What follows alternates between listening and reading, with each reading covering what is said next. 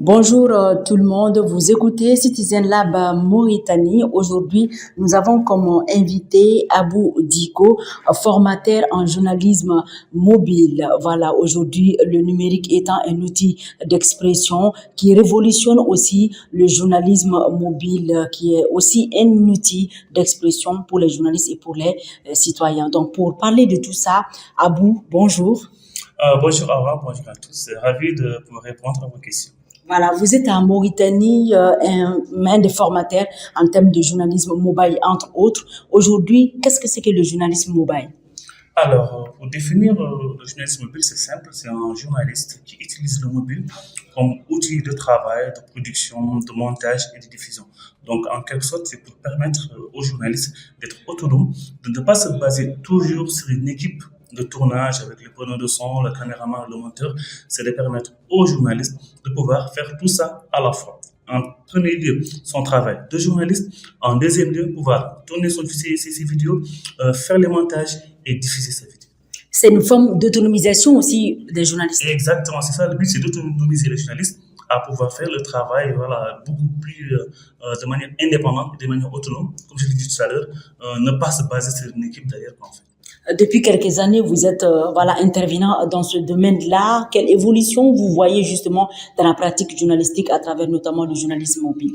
Alors, c'est pas encore démocratisé à 100%, mais ça commence. Beaucoup de journalistes commencent vraiment à s'approprier l'outil Mojo qui leur permet voilà, de produire des contenus de qualité, attractifs, où les gens peuvent vraiment apprécier le contenu de ces formations. Mais bon, comme toujours, ça, c'est un chemin qui est là, qui doit encore se poursuivre. Les journalistes sont habitués à avoir des caméras avec eux, des monteurs et des preneurs de son avec eux. Donc, ça leur fait qu'ils n'ont pas beaucoup de travail. Mais beaucoup de journalistes, surtout les jeunes, les nouveaux, les étudiants journalistes, les blogueurs, commencent à s'approprier l'outil Mojo pour produire du contenu de qualité.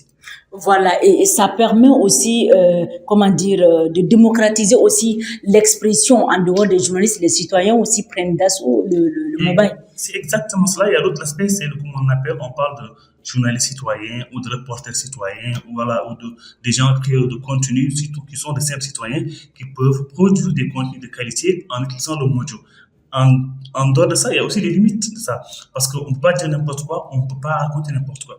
Donc, pour les citoyens, c'est plus faire des valorisations, des initiatives locales, ou voilà, c'est de permettre à des jeunes qu'on ne veut pas ou qu'on ne connaît pas, de les faire connaître à travers des petites vidéos ou tout ce qui se passe dans le quartier, ou voilà, comme je l'ai dit tout à l'heure, des initiatives locales ou dans les quartiers qui sont vraiment à valoriser. On peut utiliser le Mojo pour valoriser ça. Mais aussi, les limites, c'est que aujourd'hui, les gens ne savent pas distinguer entre un blogueur, un journaliste citoyen. Et qui partagent le même outil. Exactement, exactement. Beaucoup de personnes pensent que seulement en produisant une vidéo, on devient journaliste. Or que c'est pas le cas. Le journaliste, c'est un cursus, c'est des formations, c'est beaucoup de temps d'apprentissage. Or que le journaliste citoyen, il peut se réveiller un bon matin, voilà, il a une idée en tête, il fait une petite vidéo, il la monte et il la partage. Voilà. Et comment aussi peut-être les médias mauritaniens s'approprient le journalisme mobile, c'est tout un défi aussi.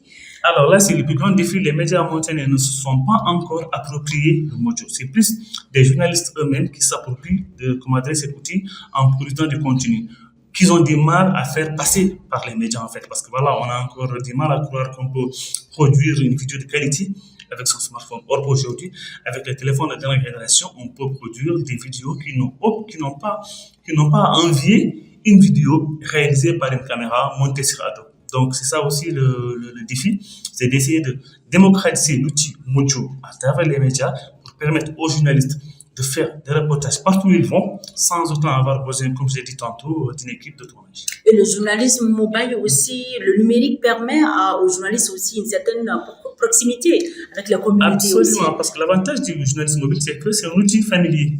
Tout le monde a un téléphone portable. C'est pas intimidant. C'est pas comme la grosse caméra quand il vient à la maison, les gens sont intimidés ou quelque part ou quand vous faites une interview d'une personne lambda, d'une femme, d'une jeune fille, d'un enfant, quelqu'un qui n'a pas l'habitude d'être interviewé, si vous débarquez avec une grosse caméra, le preneur de son et tout, ça intimide les personnes. Mais avec le téléphone portable, c'est familier, c'est l'outil que les gens voient tous les jours, donc ils sont beaucoup plus à l'aise, beaucoup plus tranquilles à pouvoir répondre à votre question. Donc c'est ça aussi les avantages du smartphone par rapport aux outils, par rapport comment dire, à tous les matériels qu'on déplace pour faire un tournage.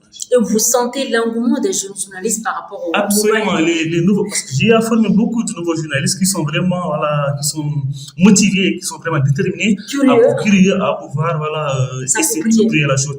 Et aussi, bizarrement, il y a des anciens journalistes qui ont découvert le mojo et qui, voilà, ils commencent vraiment à s'approprier, à suivre la cadence et à dire que, voilà, moi aussi, je vais le mettre parce que, voilà, j'ai parfois besoin de telle chose, ça me fait perdre beaucoup de temps.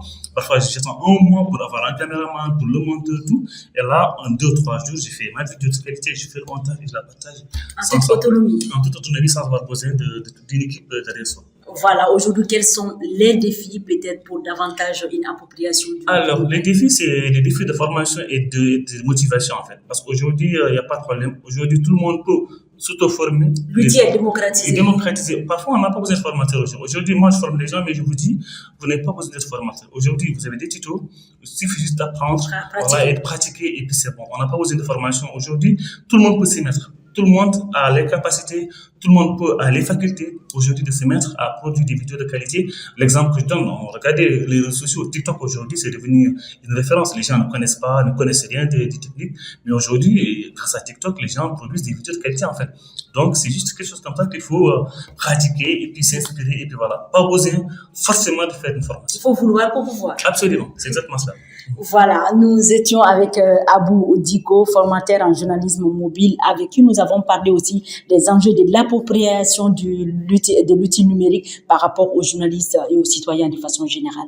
Merci Abou. Merci Awa, merci beaucoup.